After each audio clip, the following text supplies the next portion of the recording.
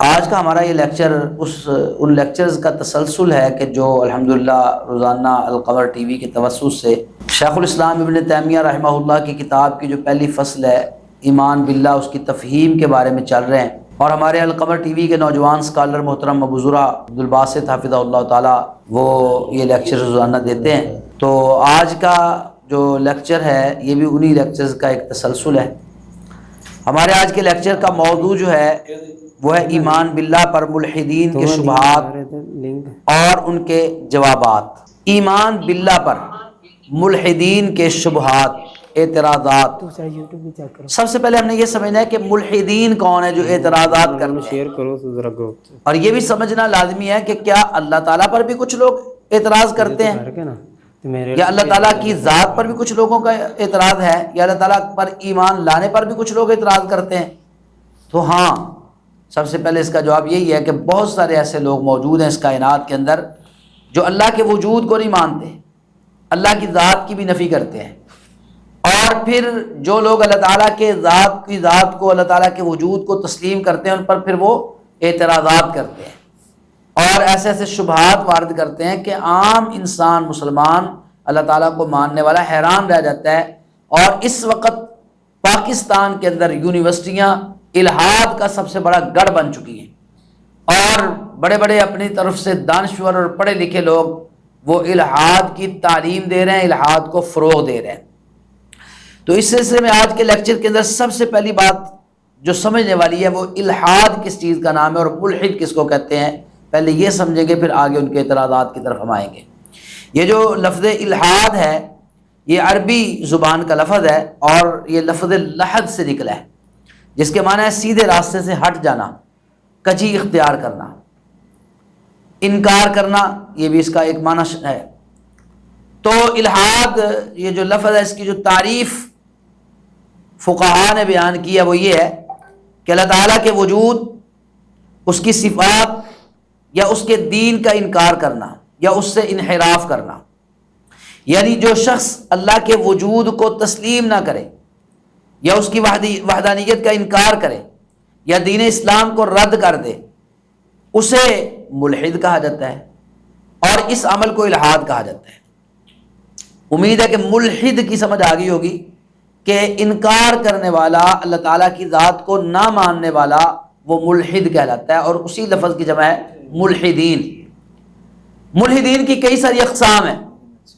کچھ ایسے ہیں جو صرف اللہ تعالیٰ کو مانتے ہی نہیں شروع سے، کچھ ایسے ہیں جو اللہ تعالیٰ کے وجود کا اقرار تو کرتے ہیں لیکن اس کے باوجود وہ اعتراضات کرتے ہیں اور شبہات کے اندر ہیں، اور وہ کہتے ہیں جی ہمیں کوئی بتائے، کوئی سمجھائے تو پھر ہم جو ہے نا یہ سمجھ سکتے ہیں، اور وہ اس نام پر اشکالات پیش کرتے ہیں۔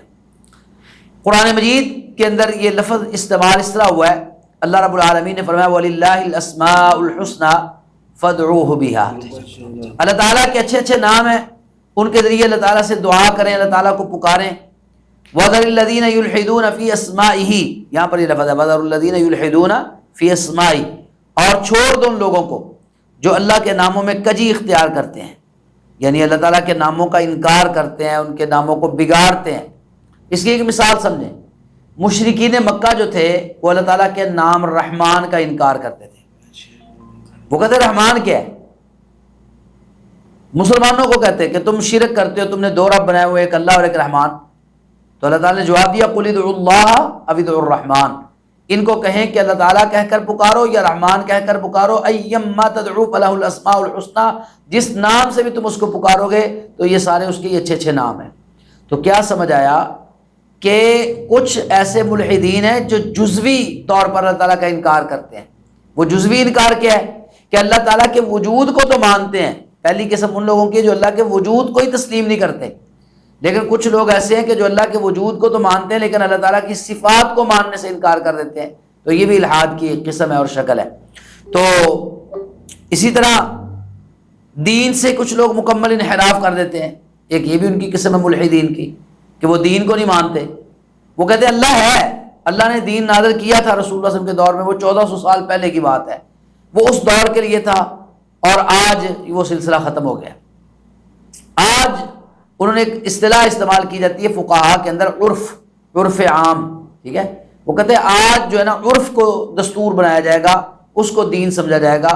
عرف سے مراد یہ ہے کہ کسی معاشرے کے اندر کوئی بات لوگوں کے اندر عام ہو جائے، لوگ اس پر عمل کرنا شروع کر دیں، لوگ اس کے مطابق زندگی گزارنا شروع کر دیں، تو سارے ہی لوگ جب اس چیز کو اپنا لیتے تو وہ عرف ہے۔ اب آپ خود دیکھیں، اگر سارے لوگ غلط چیز کو اختیار کر لیتے ہیں تو کیا ہم اس کو عرف کہہ کے قبول کر لیں گے؟ نہیں قبول کریں گے۔ تو عرف اس وقت قبول کیا جائے گا جب وہ دین اور شریعت کی حدود کے اندر ہوگا۔ جب دین اور شریعت کی حدود سے نکل کر اپنی مرضی پر آ جائے گا، معاشرے کی مرضی پر آ جائے گا، تو پھر وہ دین تو نہ رہا نا، پھر تو معاشرے کے پیچھے چلنا ہوا۔ تو اس لیے کچھ لوگ ملحدین جو ہیں ان کی یہ قسم ہے کہ وہ دین کا انحراف کرتے ہیں، اور آج کے دور میں بہت سارے ایسے لوگ موجود ہیں جو دین کا انحراف کرتے ہیں۔ تو یہ ملحدین کے بارے میں ابتدا میں کچھ تمہید میں نے عرض کی ہے کہ الحاد کس کو کہتے ہیں اور ملحدین کس کو کہتے ہیں۔ اب جو ان کے شبہات ہیں یا اعتراضات ہیں، اگر ہم ان کی بات کریں تو سب سے پہلا ان کا شبہ جو ہے یا سب سے پہلی بات جو ہے وہ یہ کہتے ہیں، جو پہلی قسم ہے جن کا میں نے کہا جو اللہ تعالیٰ کو نہیں مانتے، وہ کہتے ہیں کہ اللہ تعالیٰ کا وجود ہے ہی نہیں، اللہ تعالیٰ کا وجود ثابت ہی نہیں ہے، بس ایسے ہی مسلمانوں نے ایک عقیدہ بنا لیا ہوا ہے، یا کچھ لوگوں نے ایسے ہی بس نام کا خدا بنا لیا ہوا ہے، بس پاگلوں کی طرح لگے ہوئے ہیں اس کی بات ماننے کے لیے، تو کوئی خدا نہیں ہے، کوئی اللہ نہیں ہے اس دنیا کے اندر۔ دیکھیں اصل میں یہ جو اعتراض ہے نا، یہ اعتراض کوئی نیا نہیں ہے، یہ پرانا ہے۔ قرآن مجید کے اندر بھی اس کے ساتھ ملتا جلتا اعتراض اللہ رب العالمین نے بیان کیا ہے کچھ لوگوں کا۔ وہ کہتے تھے وَمَا يُهْلِكُنَا إِلَّا الدَّهْرُ، یہ ہمیں جو ہے نا زمانہ ہی چلاتا ہے، زمانہ، وقت، وہ کہتے ہیں وقت ہی رب ہے، وقت ہی سارا کچھ ہے، وقت کے ساتھ تبدیلی ہوتی ہے، وقت بدلتا ہے، زمانہ بدلتا ہے، وقت کے ساتھ بچے پیدا ہو جاتے ہیں، وقت کے ساتھ جوان ہو جاتے ہیں، وقت کے ساتھ بوڑھے ہو جاتے ہیں، وقت کے ساتھ مر جاتے ہیں، پھر نئے بچے پیدا ہو جاتے ہیں، یہ وقت سارا کچھ چلا رہا ہے۔ وَمَا يُهْلِكُنَا إِلَّا الدَّهْرُ، تو ان کو دہریہ کہا جاتا ہے، کمیونسٹ کہا جاتا ہے، کہ جو اللہ تعالیٰ کے وجود کا انکار کرتے ہیں اور وقت اور زمانے کو سب کچھ مانتے ہیں۔ اچھا اب یہ کہتے ہیں یہ زمانہ ہی سب کچھ ہے، تو زمانہ کیا ہے؟ صحیح حدیث ہے رسول اللہ صلی اللہ علیہ وسلم کہ لا تسبوا الدہر، زمانے کو گالی نہ دو۔ اور اللہ تعالیٰ فرماتے ہیں کہ میرا بندہ مجھے گالی دیتا ہے، کیسے گالی دیتا ہے؟ زمانے کو گالی دیتا ہے۔ تو جب زمانے کو گالی دیتا ہے تو اللہ کو گالی دیتا ہے، وَأَنَا الدَّهْرُ، اللہ کہتا ہے میں ہی تو زمانہ ہوں۔ اب کیا مطلب ہے اللہ ہی زمانہ ہے؟ اللہ تعالیٰ زمانے کو چلانے والے ہیں، دن رات کو بدلنے والے ہیں، دن رات کا نظام چلانے والے ہیں۔ تو جب اللہ تعالیٰ یہ سارا نظام چلا رہے ہیں تو پھر اگر زمانے کو گالی دی جاتی ہے تو پھر اس کے بعد اللہ کو گالی دی جاتی ہے۔ اگر وہ زمانے کو رب مانتے ہیں تو پھر اللہ تعالیٰ تو یہ کہتے ہیں زمانہ بھی تو میں ہی ہوں، میں ہی چلا رہا ہوں، تو پھر اس کا مطلب پھر تو رب موجود ہے۔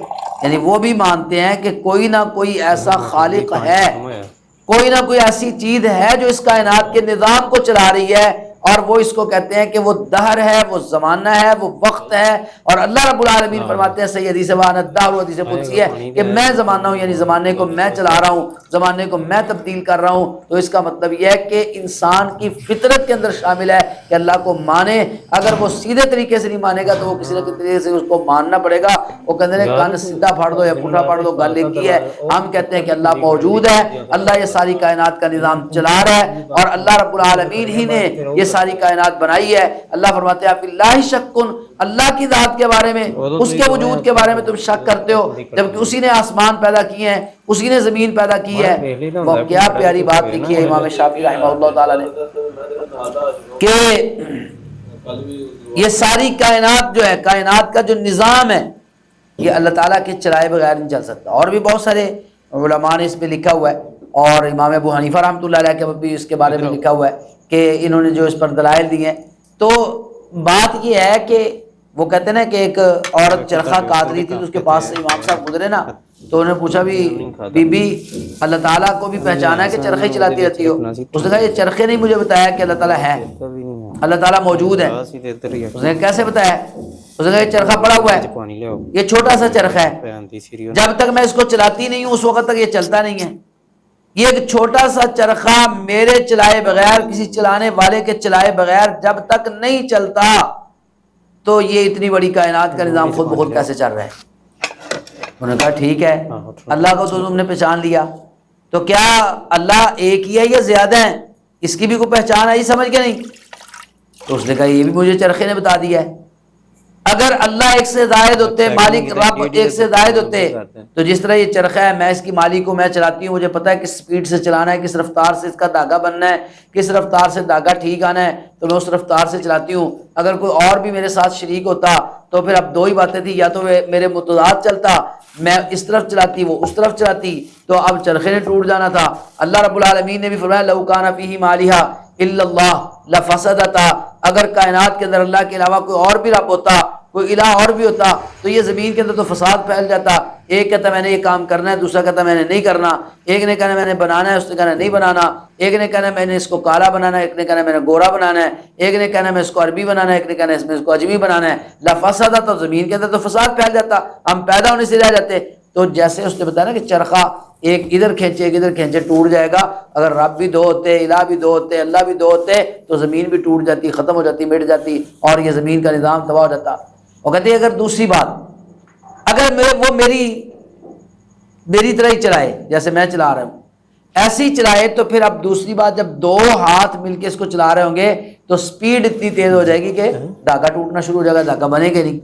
تو مطلب یہ کہ اگر ہم کائنات کے اوپر غور کریں، اس کے آثار پر غور کریں، فَسَمَاءٌ ذَاتُ أَبْرَاجٍ وَالْأَرْضُ ذَاتُ فِجَاجٍ وَالْبَحْرُ ذَاتُ أَمْوَاجٍ، یہ آسمان جو ہیں، یہ برجوں والے آسمان، یہ بہت بڑی زمین اور سمندر بکھرے ہوئے، کیف لا تدل علی وجود اللطیف الخبیر۔ وہ کہتے ہیں کہ ایک آدمی چل رہا ہے نا راستے کے اوپر، تو پاؤں کے نشان دیکھ کے ہر شخص کہتا ہے کہ یہاں سے کوئی بندہ گزرا ہے، اور اگر راستے کے اوپر کوئی مینگنیاں پڑی ہوں اونٹ کی، تو دیکھ کے بندہ سمجھتا ہے مینگنیاں کہ یہ اونٹ گزرا ہے۔ تو پاؤں کے نشان گزرنے والے مسافر کو بتا دیتے ہیں، اونٹ کی مینگنیوں سے پتہ چلتا ہے کہ یہاں سے اونٹ گزرا ہے۔ تو یہ اتنی بڑی کائنات بنی ہوئی، کیف لا تدل علی وجود اللطیف الخبیر، یہ اللہ کے وجود پر کیسے دلالت نہیں کرتی؟ تو یہ کائنات، یہ آسمان و زمین اللہ کے وجود پر دلالت کرتے ہیں۔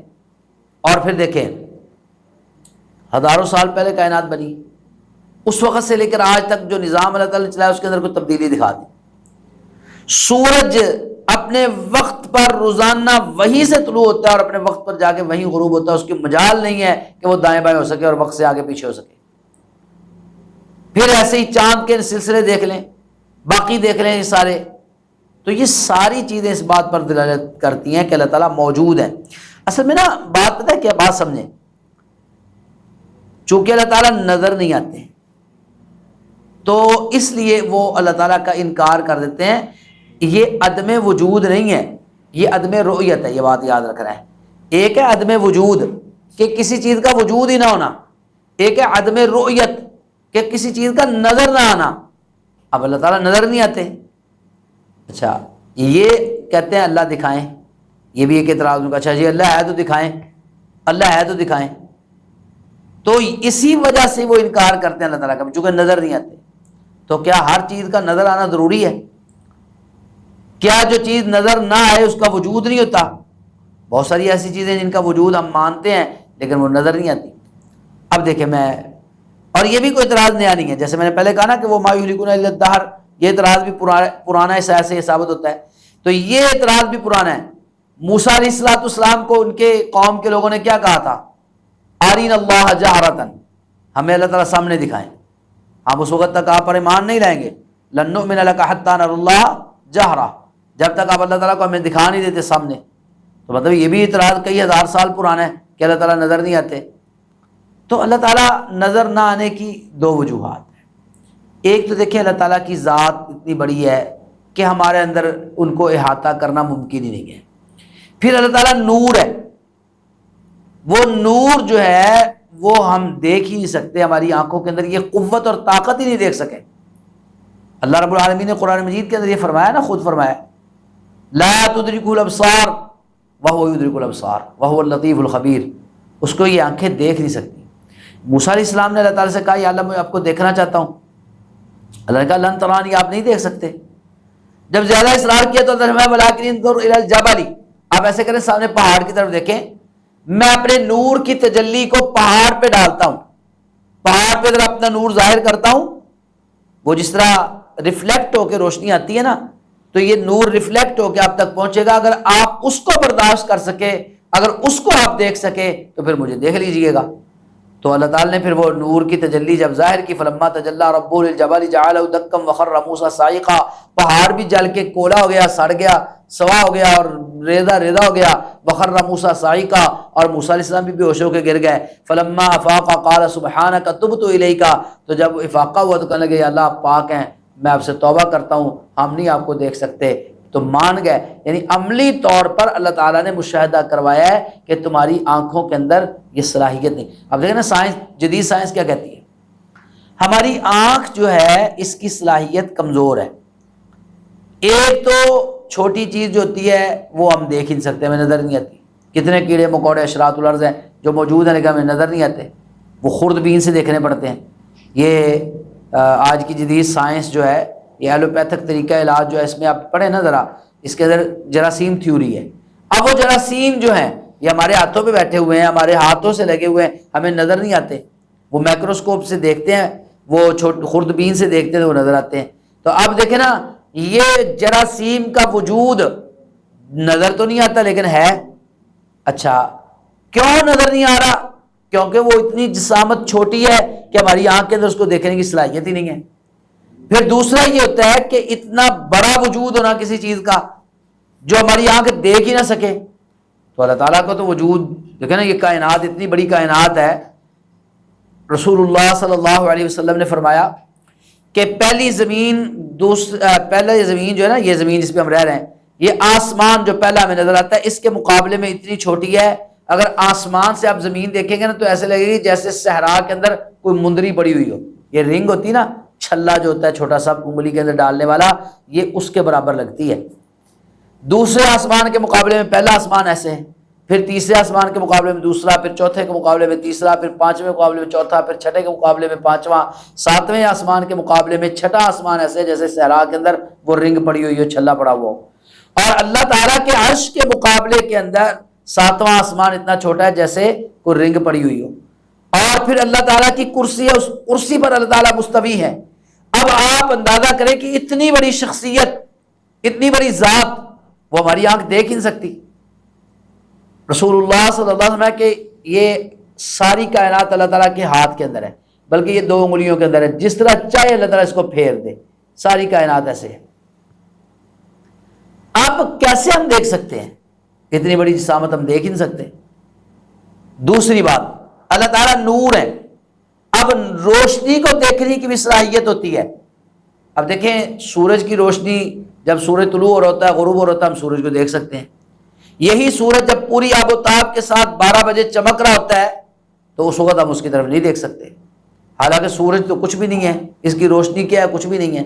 اللہ تعالیٰ جو نور ہے، یہ ساری کائنات کا نور اللہ تعالیٰ نے دیا ہوا ہے. اللہ نور السماوات والارض مثل نورہ کمشکاۃ فیہا مصباح. تو اللہ تعالیٰ وہ نور ہیں کہ جس نور کو دیکھ کر ہماری آنکھیں چندھیا جاتی ہیں. ہماری آنکھوں کے اندر یہ صلاحیت نہیں ہے کہ ہم ان کو دیکھ سکیں. تو اس کا مطلب کیا ہوا کہ اگر ہم دیکھ نہ سکیں تو اس کا یہ مطلب نہیں کہ اللہ نہیں ہے، ہماری کمزوری کہ ہم دیکھ نہیں سکتے. اور جب ہمارے اندر یہ صلاحیت ہوگی، قیامت والے دن جنت میں جب ہم جائیں گے تو اس وقت انشاءاللہ اللہ کی زیارت کریں گے. اللہ ہمیں سب کو اللہ تعالیٰ اپنی زیارت بھی نصیب فرمائے اور اپنے محبوب کی زیارت بھی نصیب فرمائے. تو اس کا مطلب یہ ہوا کہ اللہ تعالیٰ کی جو نہ دیکھنا یہ نہ ہونے کی دلیل نہیں ہے، یہ عدم وجود کی دلیل نہیں، یہ عدم رؤیت ہے. وہ ایک بندے نے بڑی پیاری کہانی سنائی ہے، سچی ہے یا جھوٹی ہے لیکن اس سے بات سمجھ آتی ہے. ایک ایسا ہی ملحد استاد کلاس کے اندر سبق پڑھا رہا تھا نا، تو کوئی بات ہوئی تو شاگرد نے کہا جی اللہ تعالیٰ ہیں. اس نے کہا ہیں تو دکھاؤ. تو اب شاگرد نے کہا جی کوئی ضروری تو نہیں ہے کہ ہر چیز جو موجود ہو وہ نظر بھی آ رہی ہو. اس نے کہا کیوں نہیں، میں ہوں نا تو میں نظر آ رہا ہوں. اس نے کہا سر آپ نظر آ رہے ہیں تو میرا یہ دعویٰ کہ آپ کے اندر عقل نہیں ہے. وہ کہتا وہ غصے میں آ گیا، میرے اندر عقل کیوں نہیں ہے؟ اس نے کہا سر اگر عقل ہے تو دکھائیں. اب کوئی شخص عقل دکھا سکتا ہے کہ میری یہ عقل ہے؟ ہم عقل کو نہیں دیکھ سکتے لیکن عقل کا وجود ہے کہ نہیں، ہم اس کا انکار نہیں کر سکتے. ایسے دیکھیں ہم، یہ بخار ہو جاتا ہے ایک شخص کو، وہ آپ اس کو دکھاؤ بخار، کہاں سے وہ دکھائے گا؟ بخار کو دیکھا نہیں جا سکتا، لیکن جس کو ہوا ہے وہ محسوس کر سکتا ہے۔ ایسے ہی اللہ رب العالمین نے بہت ساری ایسی مثالیں رکھی ہوئی ہیں کائنات کے اندر۔ یہ ایک سائنس مانتی ہے اس وقت گریوٹی کو، یہ جو کشش ثقل ہے زمین کے اندر، جس کی وجہ سے ہم زمین کے اوپر قائم کھڑے ہیں، تو کشش ثقل زمین کے اندر ہے، گریوٹی ہے، کیا نظر آتی ہے؟ تو بہت ساری چیزیں ایسی ہیں جو موجود ہیں لیکن نظر نہیں آتی۔ تو مطلب یہ ہے کہ کسی چیز کا نظر نہ آنا یہ اس کے نہ ہونے کی دلیل نہیں ہوتی، بلکہ یہ ہماری آنکھوں کی کمزوری ہے کہ ہم دیکھ نہیں سکتے۔ ایسے ہی پھر اللہ تعالیٰ کے بارے میں ایک شبہ یہ ڈالا جاتا ہے ملحدین کی طرف سے کہ اگر اللہ تعالیٰ ہے تو پھر دکھ کیوں آتے ہیں، تکلیفیں کیوں آتی ہیں، برائی کیوں ہے؟ اللہ تعالیٰ برائی کو مٹا کیوں نہیں دیتے، ختم کیوں نہیں کر دیتے؟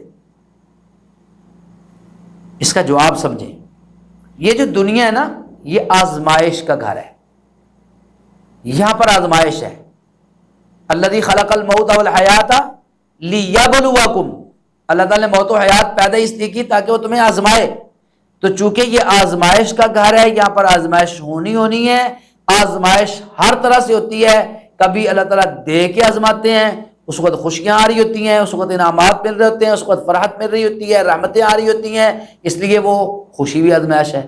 اور کسی وقت اللہ تعالیٰ چیزیں واپس لے کے آزماتے ہیں، کبھی وَلَنَبْلُوَنَّكُمْ بِشَيْءٍ مِّنَ الْخَوْفِ وَالْجُوعِ وَنَقْصٍ مِّنَ الْأَمْوَالِ وَالْأَنفُسِ وَالثَّمَرَاتِ وَبَشِّرِ الصَّابِرِينَ۔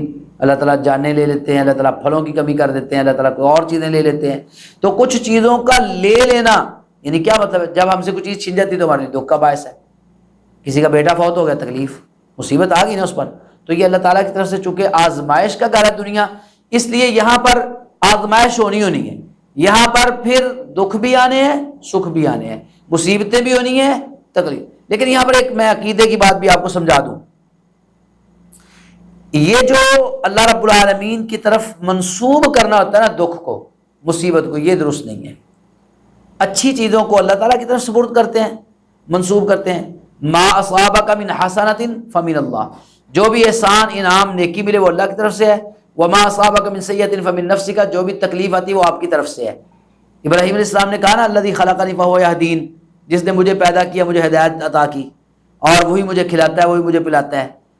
اور آگے کیا کہا وَإِذَا مَرِضْتُ فَهُوَ يَشْفِينِ، جب میں بیمار ہو جاتا ہوں تو مجھے وہ شفا عطا کرتا ہے۔ اب کہنا تو یہ چاہیے تھا نا جب اللہ بیمار کرتا ہے تو اللہ شفا دے دیتا ہے۔ ابراہیم علیہ السلام نے یہ نہیں کہا جب اللہ بیمار کرتا ہے، کہا وَإِذَا مَرِضْتُ، جب میں بیمار ہو جاتا ہوں تو اللہ شفا عطا کر دیتا ہے۔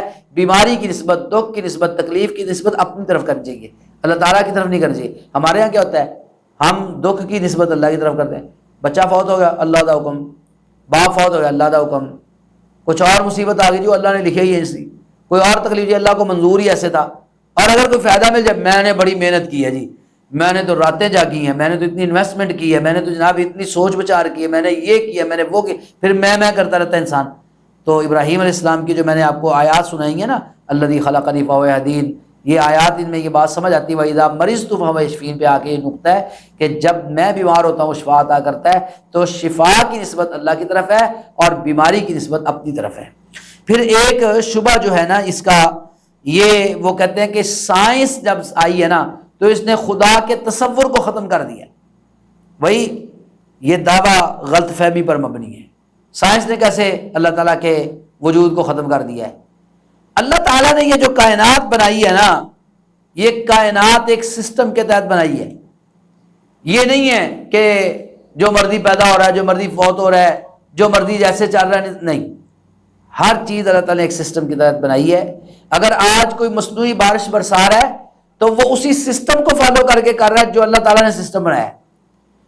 اور اگر آج بیماریوں کا علاج اس کے اندر سائنس نے ترقی کر لی ہے تو اسی سسٹم کو بنایا گیا جو اللہ رب العالمین نے بنایا ہے۔ تو اللہ تعالیٰ نے چونکہ پورا نظام ایک سسٹم کے تحت بنایا ہے، تو اس لیے جب انسان نے اس پر غور و فکر کیا ہے، جب انسان نے اس پر پوری تحقیق کی ہے، اس سسٹم کو سمجھا ہے، تو پھر اس سسٹم کے مطابق انسان اس قابل ہوا ہے اللہ تعالیٰ کے فضل سے، وہ بھی اللہ تعالیٰ کے انعام سے، کہ جس کو ہم سائنس کہتے ہیں آج کی ترقی، تو یہ بھی اللہ تعالیٰ کا فضل ہے، اللہ تعالیٰ کا انعام ہے، اللہ تعالیٰ کا احسان ہے کہ انسان کو اللہ تعالیٰ اس قابل بنایا ہے۔ سائنس بتا سکتی ہے کہ بارش کیسے ہوتی ہے، مگر یہ نہیں بتا سکتی کہ اس بارش کے نظام کا خالق کون ہے، وہ شریعت نے بتانا ہے۔ وہ دین نے بتانا ہے، وہ ہمیں اللہ نے رسول اللہ صلی اللہ علیہ وسلم کے ذریعے بتایا ہے۔ سائنس کیسے کا جواب دیتی ہے، ہاؤ، جبکہ مذہب وائی کا جواب دیتا ہے، یہ کام کیوں ہوا ہے، کس نے کیا ہے۔ تو سائنس اور مذہب کوئی الگ الگ چیزیں نہیں ہیں، اور نہ ہی قرآن و حدیث سائنس کے خلاف ہے، نہ سائنس قرآن و حدیث کے خلاف ہے۔ میرا پی ایچ ڈی کا جو مقالہ تھیسس ہے وہ بھی اسی موضوع پر ہے، اس کا عنوان ہے میرے پی ایچ ڈی کے تھیسس کا کہ احادیث جو ہیں سیاستہ کی سائنسی روایات کا تحقیقی و تجزیاتی مطالعہ۔ تو اس کے اندر میں نے پروو کیا ہے کہ جتنی باتیں قرآن و حدیث سے ثابت ہیں وہی سائنس ثابت کر رہی ہے، کوئی نئی چیز سائنس لے کے نہیں آئی، ہر چیز قرآن و حدیث کے اندر موجود ہے، تبیان لکل شیء۔ تو جب یہ ساری، اور ایک بات اور یاد رکھیں، دین شریعت قرآن و حدیث اور سائنس کے اندر ایک فرق ہے۔ سائنسی نظریات تبدیل ہوتے رہتے ہیں، آج ایک نظریہ جنم لیتا ہے، کل وہ تبدیل ہو جاتا ہے، پرسوں اور تبدیل ہو جاتا ہے، لیکن قرآن و حدیث جب سے ہیں آج تک اسی طرح موجود ہیں، اس کے اندر تبدیلی کوئی نہیں ہے، کیونکہ اللہ تعالیٰ کی طرف سے ہے۔ تو اس لیے یہ سمجھنا ضروری ہے۔ بلکہ میں کہتا ہوں جدید سائنس کے کئی نظریات جیسے بگ بینگ وغیرہ ہے، یہ خود اس بات کی طرف اشارہ کرتے ہیں کہ کائنات کی ایک ابتدا ہے اور ہر آغاز کا ایک سبب ہوتا ہے۔ اب قرآن مجید کے اندر یہ جو بگ بینگ تھیوری ہے، قرآن مجید کے اندر اس کے بارے میں موجود ہے، اولم یری الذین کفروا ان السماوات والارض کانتا رتقا ففتقناہما، کانتا رتقا، یہ زمین آسمان ملے ہوئے تھے، ففتقناہما، ہم نے اس کو جوڑا، الگ الگ کیا، توڑا ہے۔ تو یہی بگ بینگ تھیوری ہے، کانتا رتقا ففتقناہما کے اندر جو اللہ تعالیٰ نے بیان کی ہے۔ تو مطلب سائنس کوئی نئی چیز نہیں ہے، یہ قرآن و حدیث سے ہی یہ سارے مسائل ہمیں سمجھ آ رہے ہوتے ہیں جو سائنس بیان کر رہی ہوتی ہے۔ تو اس لیے یہ کہنا کہ سائنس نے آ کے خدا کے وجود کو ختم کر دیا ہے، یہ ایک فضول بات ہے، فضول شبہ و اعتراض ہے۔ تو یہ سائنس تابع ہے۔ تو بہرحال ایسے ہی بہت سارے اعتراضات ہیں جو مزید کبھی انشاءاللہ موقع ملا تو اس پہ بات کریں گے، چونکہ جتنا وقت تھا اس لحاظ سے ہم نے جو اعتراضات ان کے بیان کر سکتے تھے، جو ان کے جواب دے سکتے تھے قرآن و حدیث کے مطابق الحمدللہ دینے کی کوشش کی ہے۔ امید ہے انشاءاللہ ہمارے پڑھنے والوں کو، سمجھنے والوں کو بہت سارا فائدہ ہوا ہوگا۔ اللہ تعالیٰ ہمارے لیے آج کے اس لیکچر کو اصلاح کا ذریعہ بنائے اور اللہ تعالیٰ ہماری ہدایت کا ذریعہ بنائے، میرے لیے، آپ کے لیے، ہم سب کے لیے صدقہ جاریہ بنائے۔ سبحان ربک رب العزت عما یصفون وسلام علی المرسلین والحمد للہ رب العالمین۔